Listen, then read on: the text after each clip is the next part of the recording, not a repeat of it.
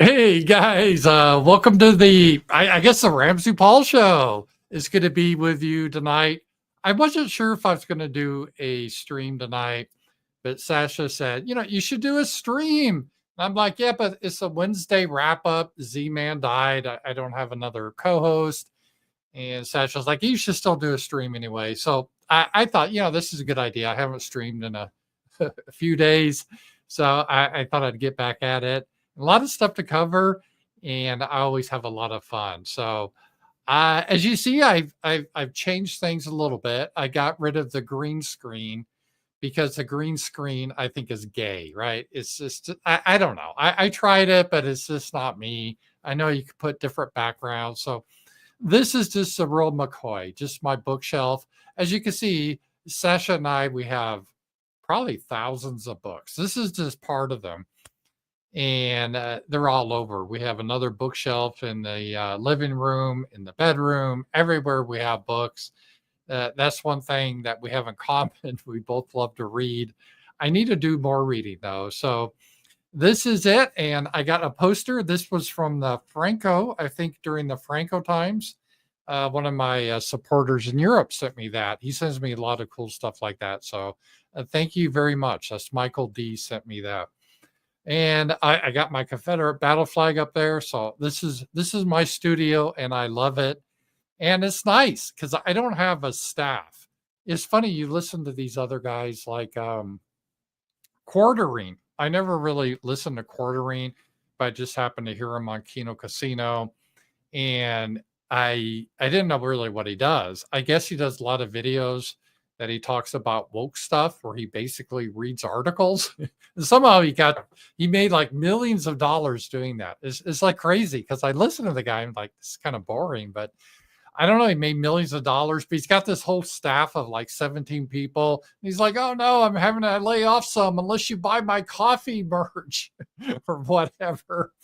And he seems so stressed. And that's one thing I can be thankful for. I have like no staff, so I don't worry about stuff like that. So in some ways, it's nice.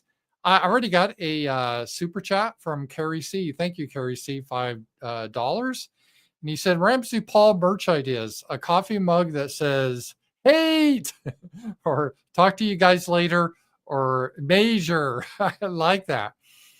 Yeah, hate. That's always a big thing. We're going to talk a lot about hate tonight. That's been in the news, especially with X and Grok.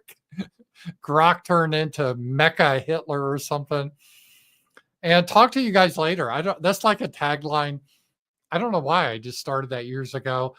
On my gravestone, I'm going to put that. Talk to you guys later. That'd be my epitaph. And measure, yeah, that's how I say I mispronounce it. I mispronounce a lot of words, so that's fine. Yeah, I don't know. Maybe I'll do merch one day. I just it's just something that doesn't really.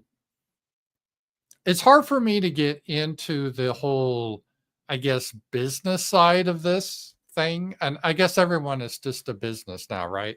You worry about your metrics, how many people you're reaching, your ad revenue, and all of that stuff.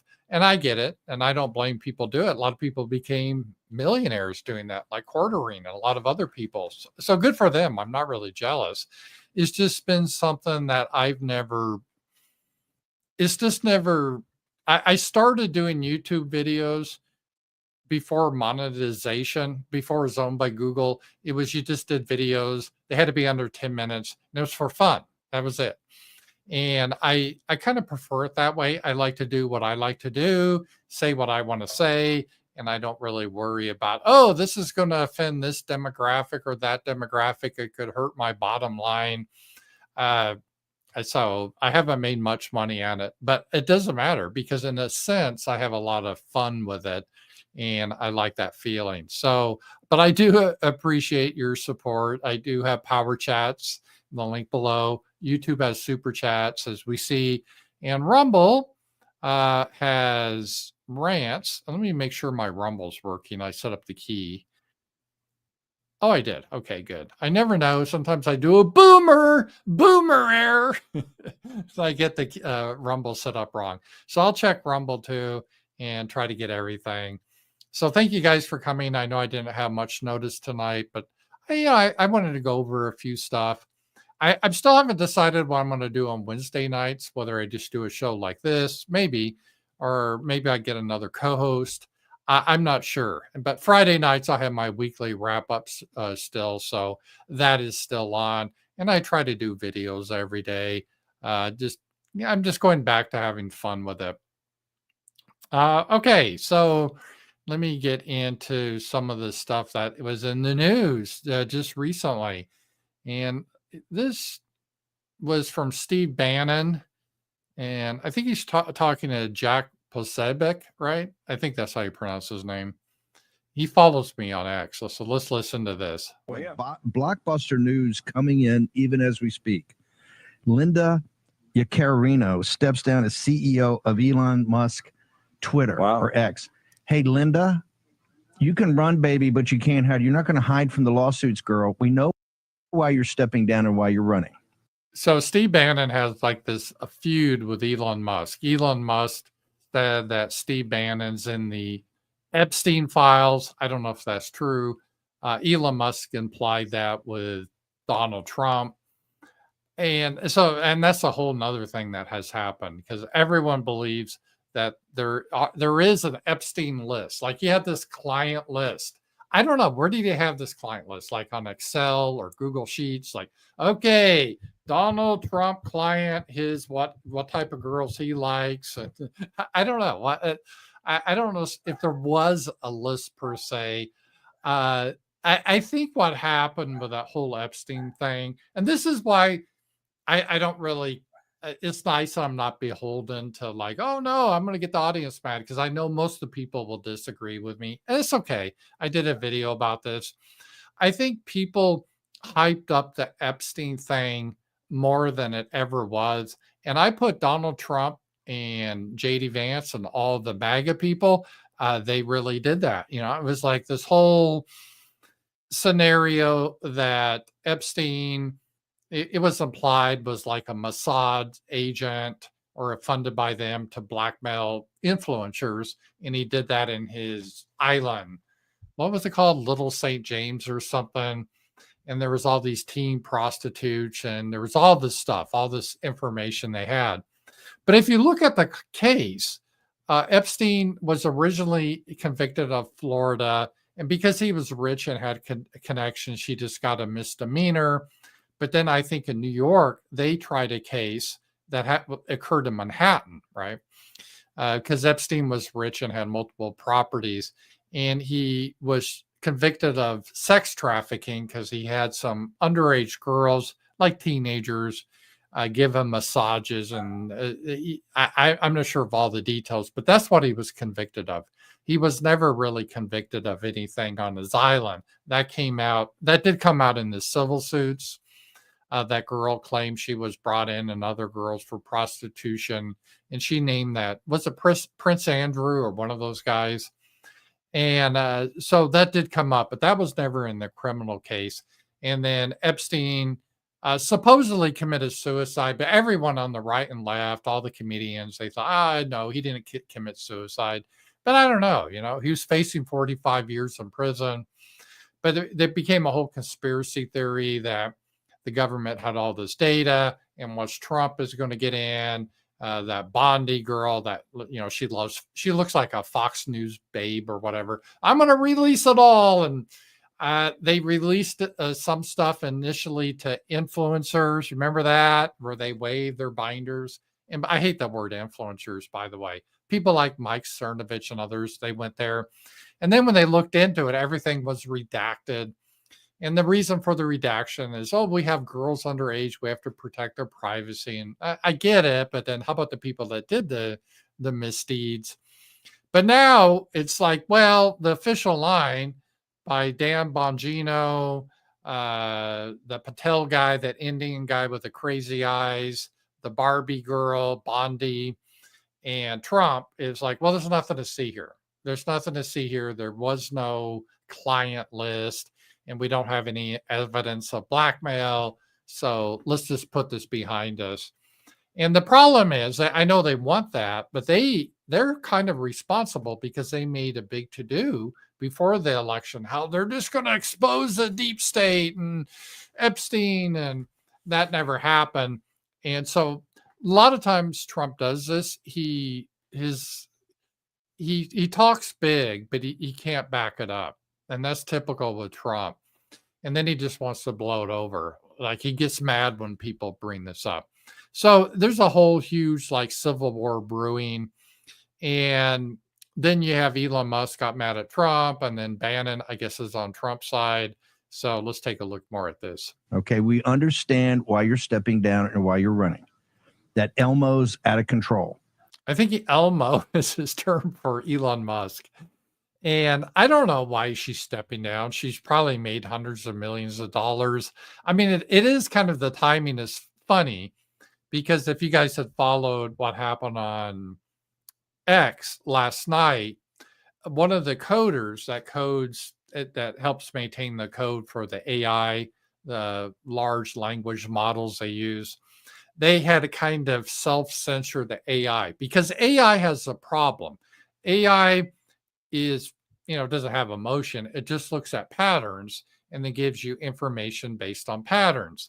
But the problem is, there's certain patterns for religious reasons we're not allowed to discuss. And one of those is like race and IQ, even though we can see the observable patterns, the difference in violence, difference in genetically, even studies they can't do anymore. I don't know if you know this, but they did a study in the 1970s with babies, infants, about what happens if you hold a baby's nose. How do they react? And like Asian babies, I think white babies, they tend to just open their mouth.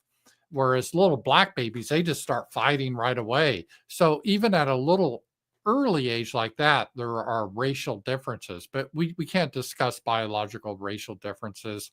We have to say it's just a social construct and all that nonsense.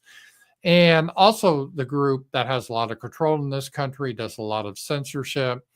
If you just look, like if you look at, I can understand this because I was like an AI large language model, you could say, myself. When I first started doing videos, I mean, obviously I knew about different races and, various ones you don't want to be around from experience.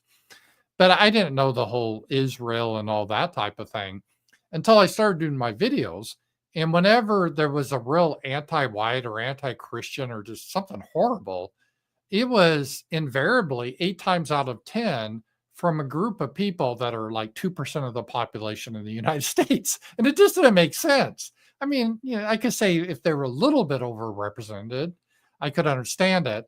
And it wasn't 100%, but seriously, it's like 80%, right? So if you had some guy say, we got to eliminate whiteness and white people, invariably you could figure out what ethnicity the person that would be saying it. It'd be someone that would look white and would present as white many times, but they really identified elsewhere.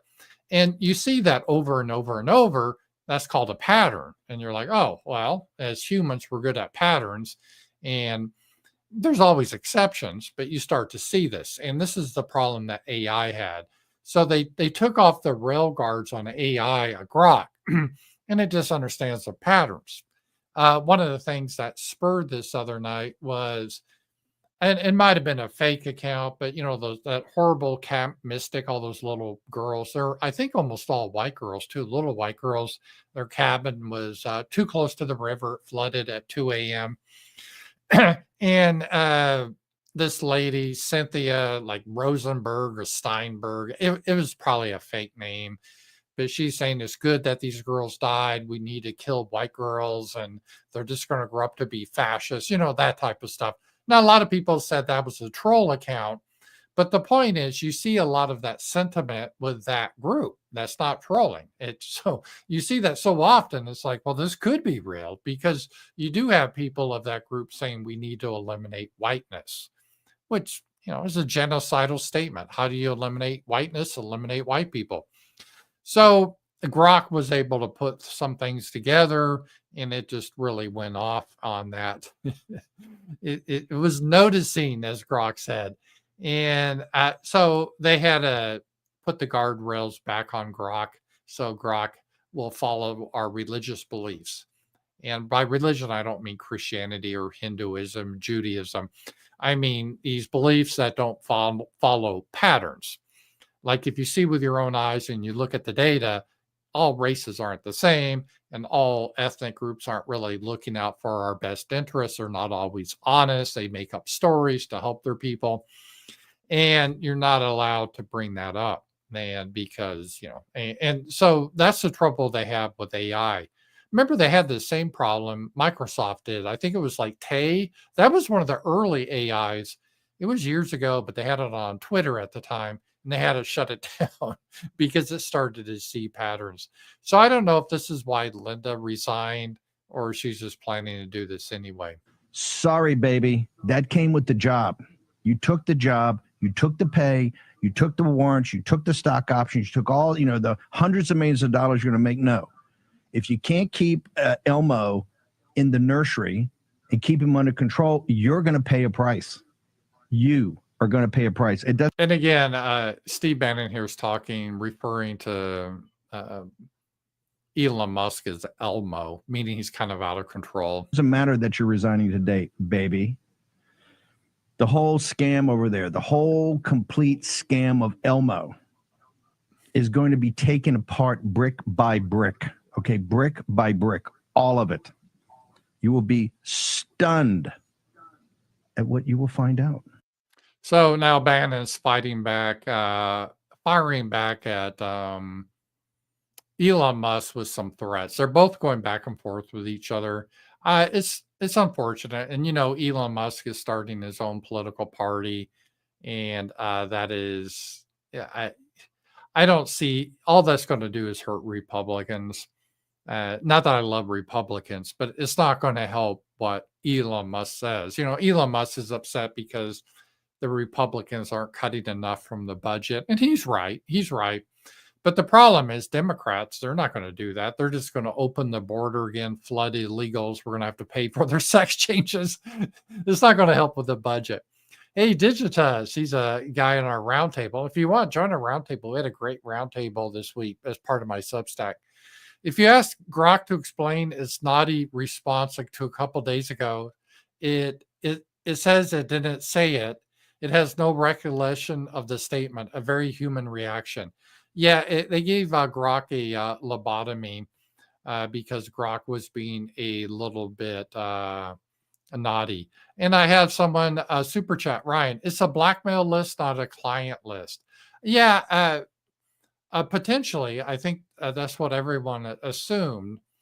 But Trump and Dan Bongino and that crazy Indian guy and Barbie that likes to go on Fox, what's her name, Pam Bondi, they're saying that's not the case. And, I don't know. Why would they lie? And one of the theories is, because Trump's on the list or something. Or maybe they don't want to hurt Israel because Trump is controlled by Israel. I don't know, but it could be that there wasn't really a blackmail list per se. I'm not saying he didn't blackmail people, but I don't know if he would create a list, and maybe it was a one-off type of thing. I'm not really sure. So we don't know how much was it is just something he enjoyed doing. And that was kind of like something he would provide to some people. And did everyone that go to the island engage in that? I'm not sure. So, but it doesn't matter at this point because, and this is part of the problem that Trump is responsible for. He built it up, his whole thing. And even JD Vance, we're going to get to the bottom of this. We're going to expose it. And then now they're in power and that's not happening. So they got themselves in a bad position, and they're the only one to blame. And it's very similar to what happened with this whole Ukraine stuff. Remember, Trump said, "Hey, we're going to end the war in Ukraine on day one. We're going to get a peace settlement." And he's always whining that it's not my war, man. I never would have started if I was president. Well, maybe not. Who knows? But if you keep funding the war, it soon becomes your war. And Trump is making it his war. He's doing the same mistake that Lyndon B. Johnson did with Vietnam. LBJ didn't start the war in Vietnam. That was more under Kennedy, but LBJ could not get out of it. Well, he could have, but he didn't because of political reasons, very similar political reasons. In the 1960s, LBJ didn't want to be looked at as a guy that left Vietnam, and he would be blamed for Vietnam, becoming communist. And that was a big issue there in the Cold War, that America would lose his first war ever. And he didn't want to be the guy as president. He says so. He didn't want to be the president that went down in history as the first president that lost the war. So he decided to double down in Vietnam, and it ended up being a disaster.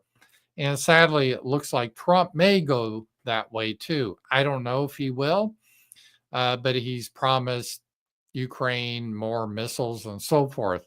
Part of the problem is our inventory of missiles is getting very low because we have our best little friends in the Middle East and their endless wars, and their 12-day war with Iran, best war ever.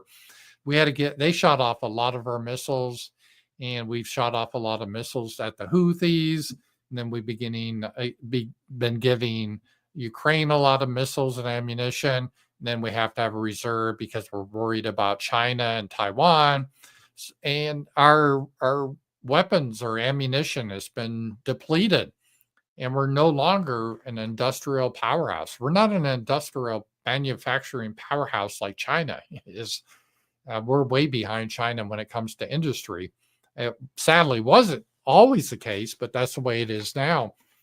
And so we're not in a real position to scale up building ammunition. Now, Russia, they're building new factories. China has a lot, North Korea.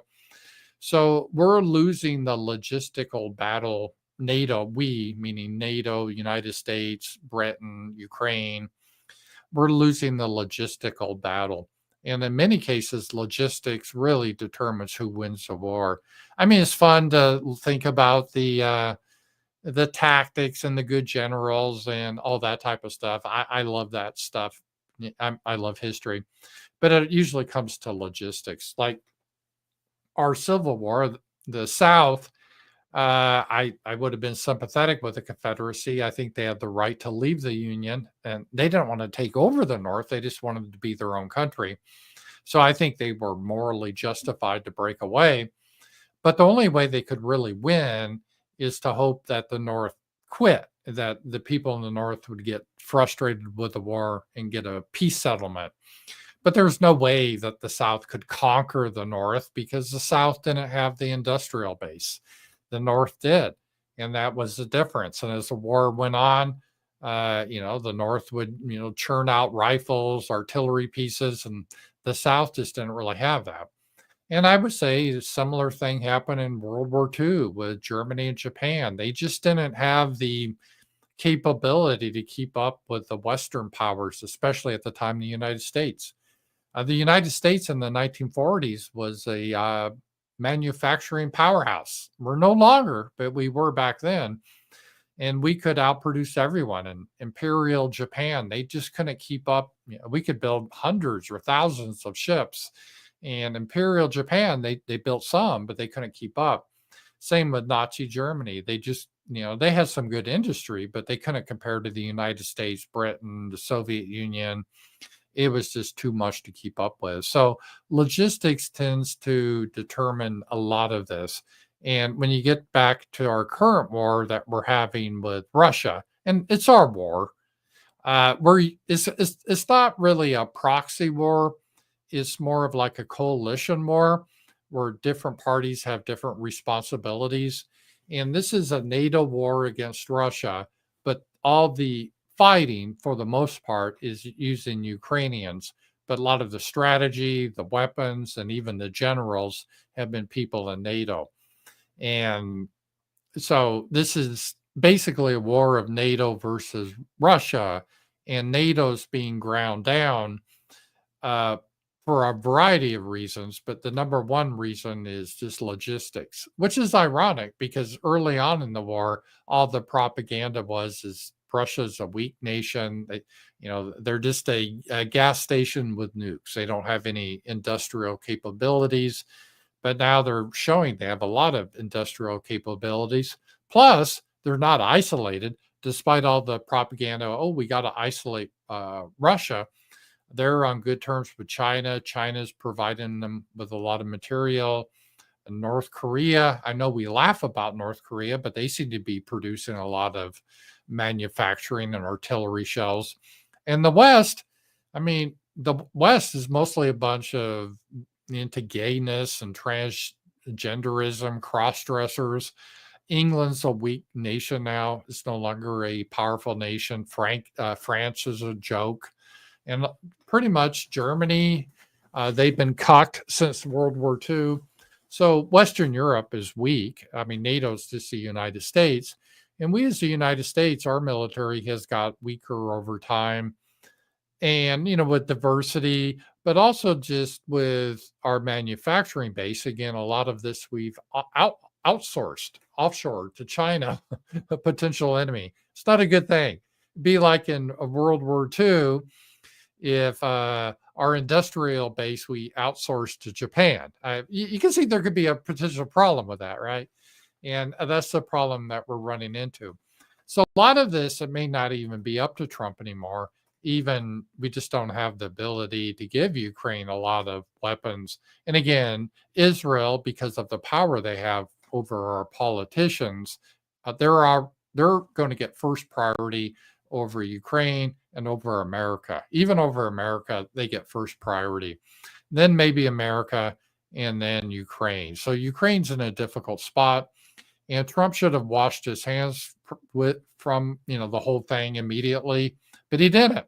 He thought he wanted a Nobel Peace Prize. He wanted to be seen he could end the war immediately. He thought he could charm Putin.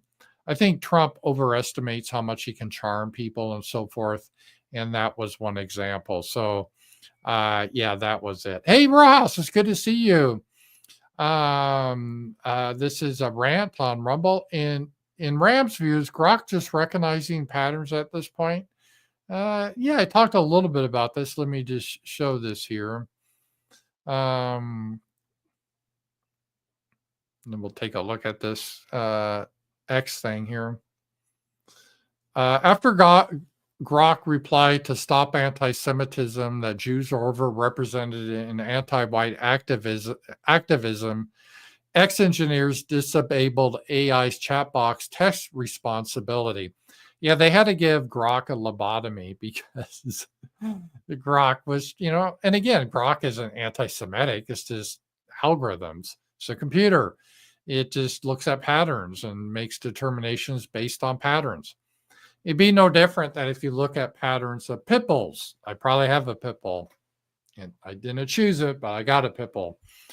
And you got to train them well, because if you look at attack patterns, pit bulls are way overrepresented than other dogs. And there's a reason for that, because pit bulls were bred to fight. They were bred to fight other dogs, and they're aggressive. They can be aggressive. That's not saying you can't have a nice pit bull and you could socialize it and all that. I'm not saying that, but you got to be more careful with pit bulls. And so there's a genetic component. And an AI model could look at the data and say, yeah, I see this data.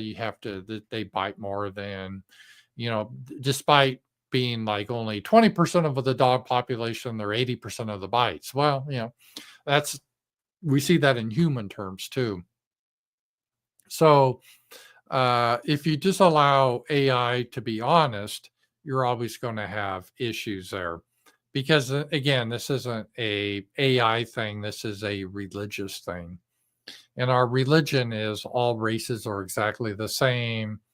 And I believe it's the Jews, they're persecuted for no reason whatsoever throughout history. And it's just because they're good people and their people are jealous. I think that's the official position we have to take. And if you look at other things, and it's a kind of a vicious circle, because people naturally they get upset when they're attacked. Like you say, hey, we want to eliminate your race. We want to eliminate whiteness. You guys are evil. and we want to teach your children they should be ashamed of the race, obviously people are going to get mad and upset. But then when you get mad and upset, they're like, oh, you just hate us, just full of anti-Semitism. It's like, no, we're not anti-Semitic. We just don't like this behavior. Stop that behavior and try to act like decent people. No one would care. They really wouldn't, right? No one really cares. No one gives a shit about someone's religion. It's ridiculous. So if you're just doing your own thing and not acting poorly, people don't care. I've always said this about so-called racism. No one cares about skin color if you're behaving properly. I mean, who cares, right? So if you go to an area that's all black, but everyone's behaving well, I don't care. No one cares. It's the behavior that's associated with it that people don't like. And this is the same thing. But there's always this victim mentality that they're being attacked for no reason whatsoever. And if you try to explain it, it just doesn't register. It's like, well, no, it's like this double standards. You're saying that white people, we can't have our countries, right? So England can't be for the white English, Germany can't be for the white Germans, America can't be like 90% white. And you say that because if we want that, you say we're white supremacists, we're racist, we're Nazis, and all these evil things. And you try to get us censored in Europe, you try to get us arrested and all this, right? Just for wanting our homelands. But for your own people, you say you have a right to your ethno state, meaning just for your people, it's not for everyone. And we not only have to support that, we have to give money to that. And if we don't support ethno-nationalism for your people, we're anti-Semitic. But if we want it for our people, we're evil, racist Nazis. See, this doesn't make sense. And if you try to ask them, well, how can you explain this? This doesn't even add up. They'll just say, why do you have so much hate in your heart to Jews? And if you say, I don't have any hate in my heart to Jews at all, I really don't. I just don't understand you having a position here that doesn't seem logical. It seems like you have a double standard. Could you explain this? Why do you get a homeland? I can understand why you want a homeland. I'm sympathetic. I want a homeland. I think we all do. So I'm sympathetic to your demands. I'm not against it. But why do you want your homeland and say it's your sacred right? And opposing your homeland, in fact, just opposing giving money to your homeland makes you an evil anti-Semite. But however, then you turn around and say, oh, if we want to enforce our immigration laws, we're evil Nazi racists. And see, people ask that question, they never get a good answer except, oh, you need to be shut down. You need to shut your mouth. You're just full of hate. And that's not, I don't know if that's working anymore. I mean, it worked for a while, but people are seeing through that. And I think people, want a better explanation for that. At least I would. So that's what we have there. So yeah, it was frustrating, but this always happens in this type of thing. So anyway, thank you for that. That was kind of amusing to see what happened. It was just fun to see what was going down with that too. And let's see here. What else has been going on? Take a look at some of the news here. Oh, here is JD Vance. This is pretty interesting. And I think JD Vance is important to listen to. I think he's going to be the front runner in 2028 for the Republicans. And I make no secret, I like JD Vance more than Trump. And I know JD Vance wasn't always good, but he's evolved over time. So let's take a listen. Let's listen to JD Vance here. And I think this is important. When states, and of course we're in one right now, start handing out these benefits to illegal aliens, they cheapen the very meaning of citizenship. Yeah, and there's not many people are talking about this, and JD Vance is, and this is what I've always talked about. A lot of people are talking about my opposition to illegal immigration or even legal immigration is just not financial. And the mainstream Republicans, they always turn everything into the GDP. They worship the economy. I'll do a tribute to Z-Man. He used to always bring up this point. There's more to life than economics. There really is. And now economics is important. Don't get me wrong. Inflation, getting jobs, all that's important. I'm not trying to minimize it. But there's also more. We want a homeland. And part of my reason I don't want all these people from Central and South America in my homeland or from Haiti or Africa has nothing to do with an economic argument. Now, I do believe there's an economic argument there that we can make that when they come in, it's a supply and demand issue at that point. As people flood in, that means there's more cheap labor. So it pushes wages down. You're competing against other people for jobs. It makes everything more crowded. So it increases the price of homes. So it's harder to get a home when you get starting to work. And most of these people that come in the country, they are not a net benefit to us. Only white people are a net benefit based on taxes versus if you look at a diagram, I don't have it here, but of by demographics of people, how much taxes you pay versus how much you take out of the system, right?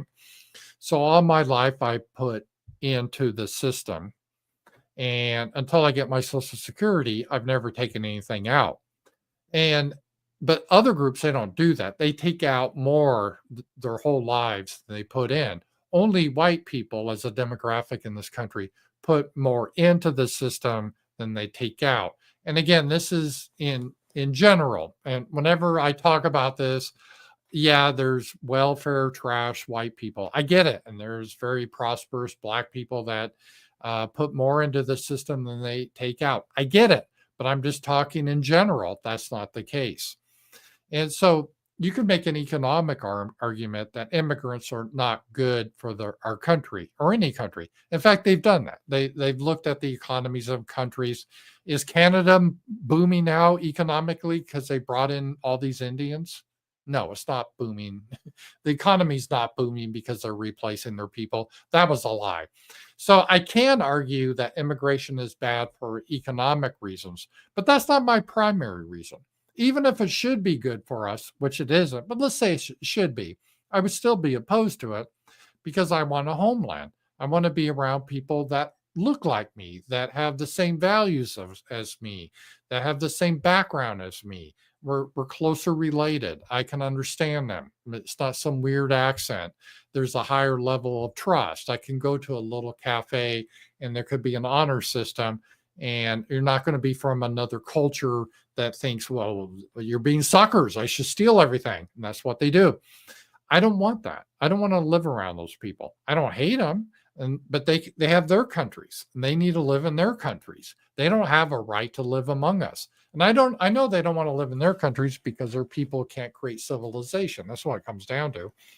And they want all the goodies they can get here. Well, tough shit. You got to fix your own people and not come here and expect to ruin our country.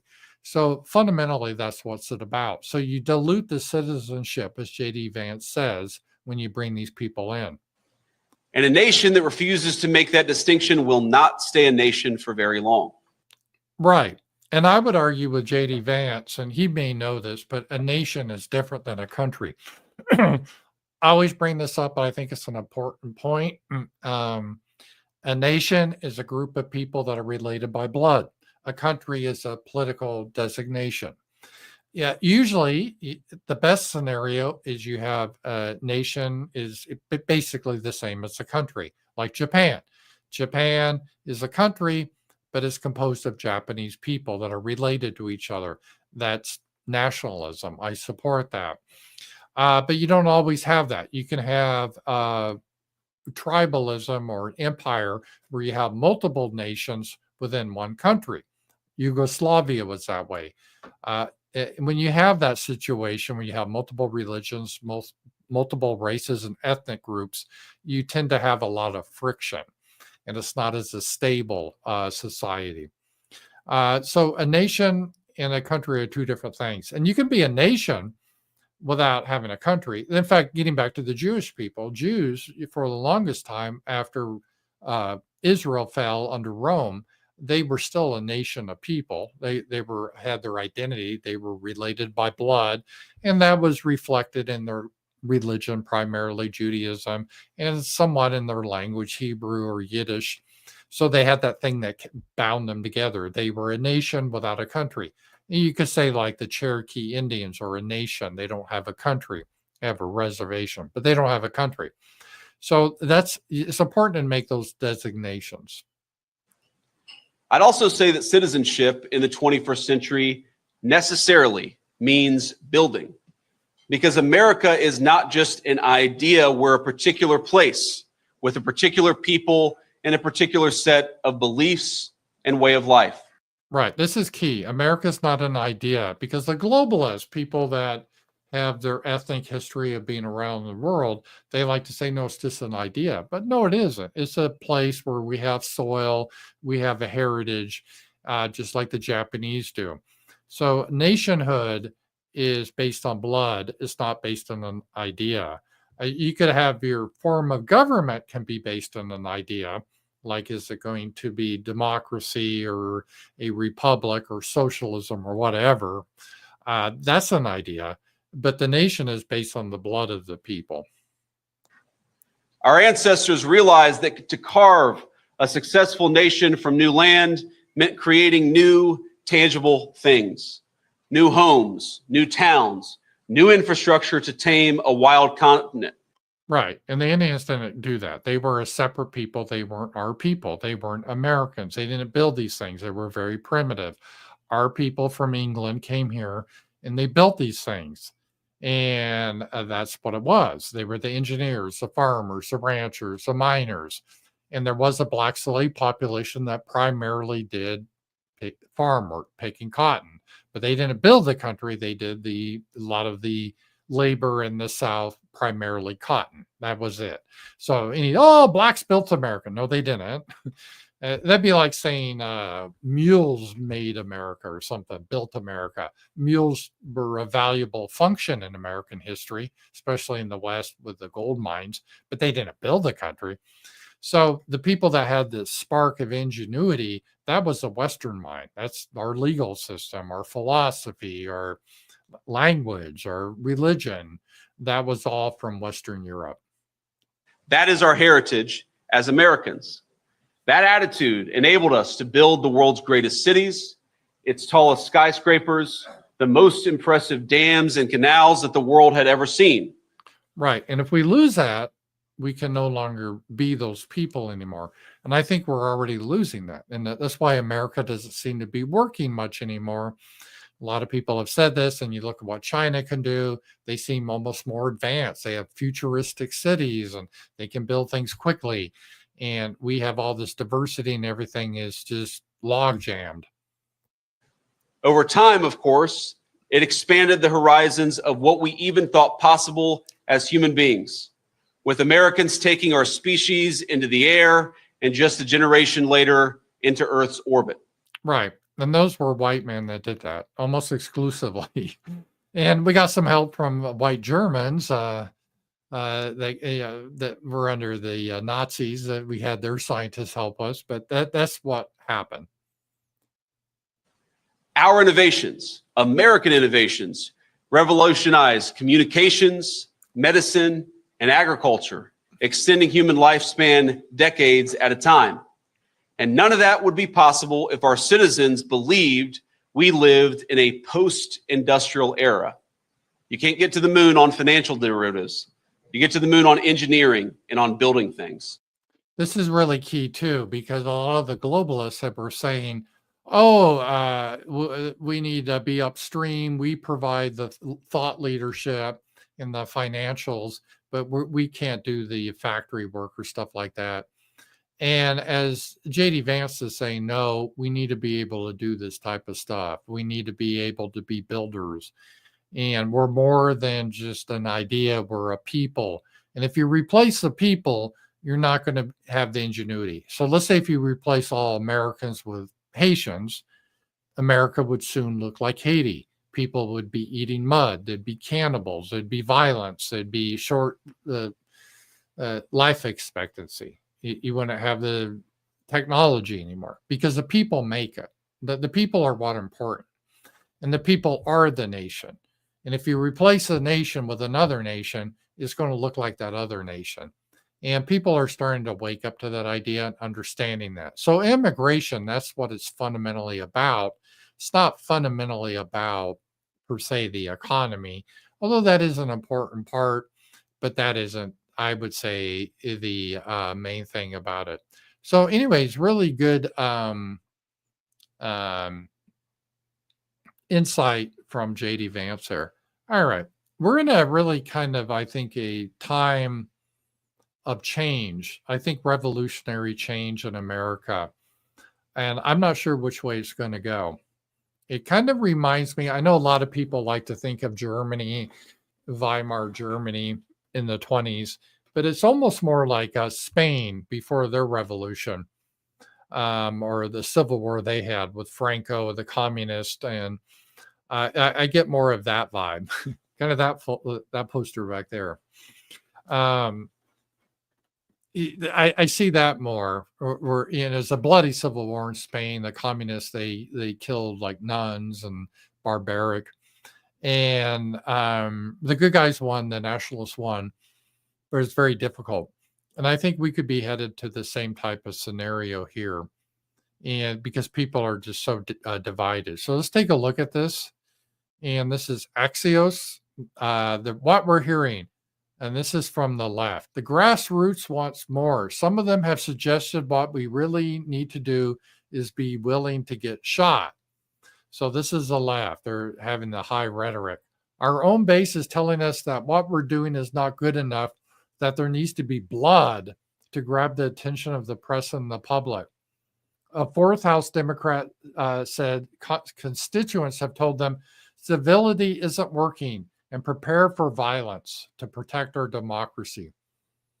So this is the left. They're talking straight out, a lot of the people on the left, that they want violence. And it reminds me before our Civil War, like Jim Brown, and there was a lot of calls to violence. And we're seeing more and more of that now. So I think we're going through an interesting time for sure. And it's going to be tough to navigate. And one of the reasons I admire Elon Musk in many ways, providing us a platform on X that's semi-free, and I think he's done a lot of good things. I really do. But him starting a political party will just potentially draw away from the Republican Party and put these psychos back in charge. I guarantee you, it gets worse every time, right? If these psychos get back in charge, they are going to get more violent than ever. And they're going to clamp down on censorship harder. They're going to try to make hate crime laws that you can't say certain things, otherwise you go to jail. And that is coming if the Democrats ever get back into power again. So we're headed to a turbulent time. I predicted this. It's going to happen probably in the 30s or the 40s. And we're starting to see more evidence of that now. So I think we need to understand that and be ready for that. All right. Another thing I want you to know about this whole immigration thing, how it's improved the standard of living for many of us already, and how it's been a drain on this, is no-shows at some local hospitals and clinics have increased since immigrant agents have descended on Los Angeles last month, according to the LA County Board of Supervisors. St. John's clinics in LA and Inland Empire have seen cancellations and appointments absences increased to 30% since June 6th, when the federal government began enhanced enforcement. Los Angeles General Medical Center's no-shows and cancellation rates have doubled. And this is a good thing, because what has happened in our country, kind of a dirty secret, is a lot of illegals have been using our health system for free. So I have to pay a lot of money every month for my insurance. And then when I still go to the doctor, which I did this week, I have to pay more out of my wallet. I pay a lot of money. I have insurance. In addition to my insurance, I pay my premiums. I pay out of my wallet, lots of money every year. And as you get older, it gets more because you have more things that go wrong with you, right? Like multiple, my eyes, I got to get a cataract removed. So, I mean, stuff like that. But illegals, they don't pay insurance and they get all this stuff for free. Well, it's not really free. You're paying for it. And because it's free, if you go into like a typical emergency room. It should just be for emergencies, but instead it looks like use another phrase Z-Man used, looks like a bus stop in Tijuana. All these people hanging around with a brood of kids because they have a cold, because they just use the emergency room as their primary care doctor. So if Juan has a sore throat, they bring him in to the emergency room, and it just delays everything. It's not appropriate. And the bill, they don't pay anything, we pay. So by getting rid of these illegals, we're going to free up a lot of this. And again, they don't belong in this country, and I don't wish them any harm. I hope in their home country that they can get excellent medical care, right? They always say how white people were evil and white supremacy. So in their country, I assume they don't have white supremacy, so they can get their proper medical care that they need. And that's how we need to frame that. So I'm not against them getting medical care. They just need to go to their country to get it. All right. And this just see here. So that is going to be really, really key thing here. All right. And some of the stuff, though, Trump's been good on illegal immigration. He's been good on keeping out, just to be honest, like people from Central America, Haitians and Africans, and I get that, that's good, but he's been bad on Indians, and they've been pouring into this country with the H-1B visas, and that's continuing under Trump, sadly. And here's the data here. Top unemployment rate for grads and per BI. And look at this, physics and computer programming, 78% of computer engineering. So if you get a computer engineering degree, right? And kids were always told, hey, go to college, get a STEM degree. Don't get something stupid like gender studies, go into a STEM like physics or computer engineering. And then it's hard work, but you're guaranteed to get a good job. Well, that's not happening anymore. And why is that?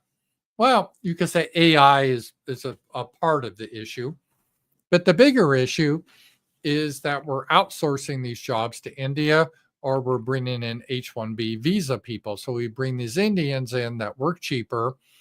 And I say we, but what happens in companies like Microsoft when the Indians gain control of management, they are very, what we would, if whites did this, we would be called racist. So Indians, they hire other Indians because they have more loyalty to their people. That's not unusual. We saw that in Hollywood, Jewish people. They would hire other Jews. That's why Hollywood's mostly Jewish. That all ethnic groups do that. But if white people do that, that's considered evil and racist. And so we don't do that as much. So now we're in a situation, if you're a white guy in this country, even if you have a 4.0 GPA at a great school in computer engineering, you're probably not getting a job because you're a white guy, and the guy is going to give it to his cousin from India, from Mumbai, and bring him over, even though he has a fake degree that was scammed, and they're going to be doing that. So this is a problem, and H-1B visas weren't meant for that. H-1B visas, because I used to be in the profession, were supposedly companies could only use them if they couldn't find an American to do the job. Because the idea was, oh, we have such a shortage of tech workers. You remember that? We have a shortage of computer programmers. We have a shortage of tech workers. That always was a lie, but that is what people said. We have a shortage. So until we get more kids, we got to encourage our kids to go into STEM. You know, let's encourage, even in elementary school, let's encourage STEM. Let's get girls into STEM, which decreases birth rates. But we got to go into STEM, right? But until we get all our kids trained into STEM, we have no choice. We have to get H-1B visas to have Indians come over to do the jobs because we can't find Americans to do it. Now, again, that was all a lie. That was never true. But this is how it happened. And then a lot of these tech companies now are mostly Indians, and they practice what we would call racism, and they just don't hire certain people. So this is a huge problem, especially for a lot of young people. And I feel bad for young people getting their start now. It's got to be really tough. If you're like a white guy, a white man, and unless you're connected, unless you know people, your parents know people, I think you're pretty well screwed in getting a good job. It's going to be very difficult for you because of not only DEI, but just in these companies and let's face it, managers, they prefer to hire pretty young women because maybe they can bang them. So you got a hard road ahead of you. And Trump and his crew, they have not made that better with their H-1B. So hopefully people will get on board that understanding this is a big problem. Okay, let's look at some more at JD Vance and some of what he's talking about.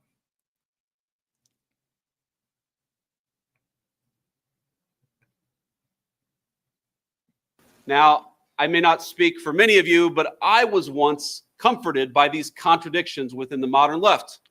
How could privileged whites march around with a straight face decrying white privilege? Well, a lot of them are not really. They don't necessarily, not all of them. There are some. There's some that don't exactly identify as white, though. So, yeah, just put it that way. Hello, fellow whites. How could progressives pretend to love conservative Muslims despite those Muslims' views on gender and sexuality? But the answer is obvious if you think about it. And it's a very, very dangerous and very sad answer. The radicals of the far left, they don't need a unifying ideology of what they're for because they know very well what they're against. Which is white people. And that's what it comes down to. And it's by design. And that's the reason. What unites Islamists, gender studies majors, socially liberal white urbanites, and big pharma lobbyists, it isn't the ideas of Thomas Jefferson or even of Karl Marx. It's hatred. They hate the people in this room. They hate the President of the United States. And most of all, they hate the people who voted for that President of the United States in the last election in November. And let's be honest, he's talking mostly about white people or white Christians is what he's talking about mostly. This is the animating principle of the American far left. And he's right. He's 100% right. So it's another reason I think JD Vance is great and good for him to bring that up. So way to go, JD Vance. So I like what he's saying, and I think this is his thing. Now that they're trying to do the pull on our heartstrings things here because we cut some of the supposedly the U.S. Aid because we cut U.S. aid cuts because of this. Mostly U.S. aid wasn't used for aid. It was just used for propaganda and overthrow countries and push LGBTQ, that sort of thing. But they always pull out the news. Oh, poor little blacks are starving in Africa because they don't, they can't live without our handouts. Millions across Africa have seen their lives upended after U.S. aid cuts. First of all, that's not really true. USA didn't really give much to charity or anything like that. But even if it was true, good. I don't really care. They need to stand on their own. We're always told how they invented Wakanda. They're very intelligent people. Well, they live in a continent that's very rich. They have great agriculture there. They have great weather. They need to figure that out. In Liberia, which, by the way, was mostly founded by black slaves, the American support made up almost 2.6% of the gross national income, the highest anywhere in the world. Well, we got to do what I call in the Star Trek, they had the prime directive. And the prime directive is we shouldn't get involved with primitive cultures, one way or the other. I know it can be sad seeing them starve or whatever, but we got to say, as sad as that is, they got to find their own way and not depend on us. So I would cut that aid and, nature will figure out where they need to be. And Maybe they are really brilliant and everything, but we will see on that.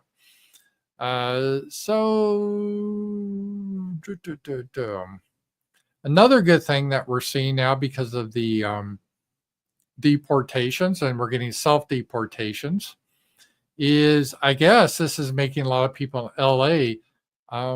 How many illegals are really in Los Angeles, California? This is a one-on-one freeway, one of the busiest freeways in LA. This is just outside of Los Angeles, heading into LA at 8 a.m. on a workday.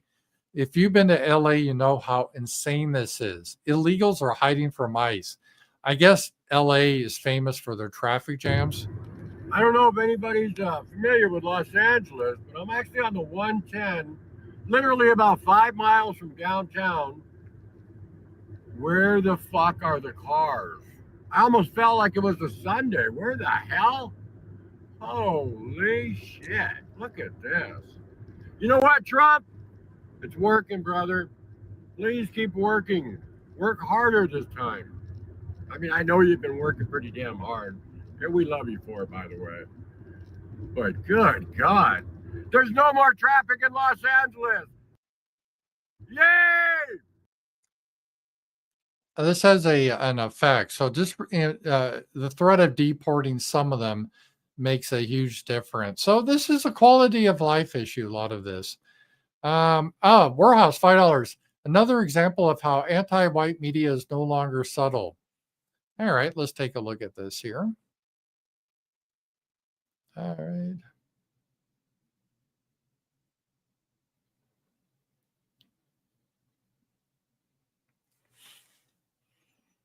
All right, let's see here. The Guardian, want to fight climate change, have fewer children.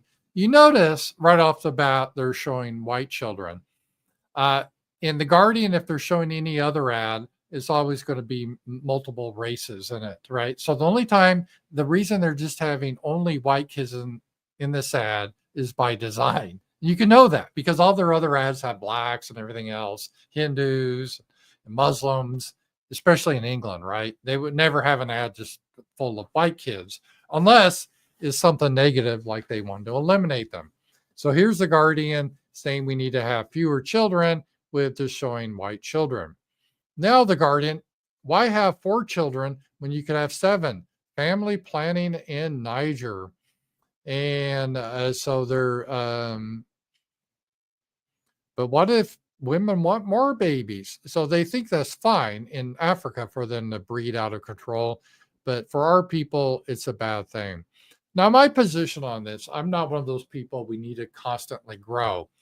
I think if get back to that last article about USAID, if we just cut off aid to Africa, nature would take care of their population.